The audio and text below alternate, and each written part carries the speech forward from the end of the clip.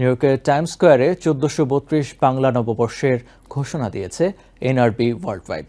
Jackson হাইটসের juice সেন্টারে এবারের আয়োজনের উদ্বোধন ঘোষণা করেন প্রথিতযশা শিল্পী রথীন্দ্রনাথ রায়।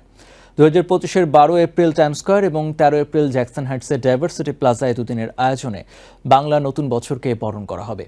এনআরবি ওয়ার্ল্ডওয়াইডের প্রধান বিশ্বজিৎ সাহার সভাপতিত্বে অনুষ্ঠিত বাংলা নববর্ষ ঘোষণা অনুষ্ঠানে স্বাধীন বাংলা বেতার কেন্দ্রের কণ্ঠযোদ্ধা রথীন্দ্রনাথ রায়কে আহ্বায়ক, অভিনেত্রী লুৎফুন্নাহার লতা এবং নৃত্যশিল্পী লায়লা হাসানকে শুভেচ্ছা দূত করা হয়।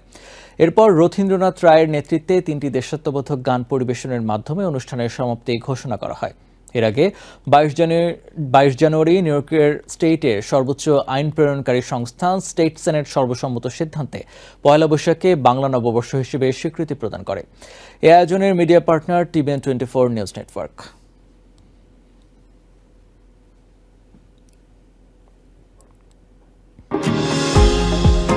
নিউ ইয়র্ক থেকে সম্প্রচারিত টিভিএন 24 টেলিভিশন বিশ্বজুড়ে বাঙালির কণ্ঠস্বর।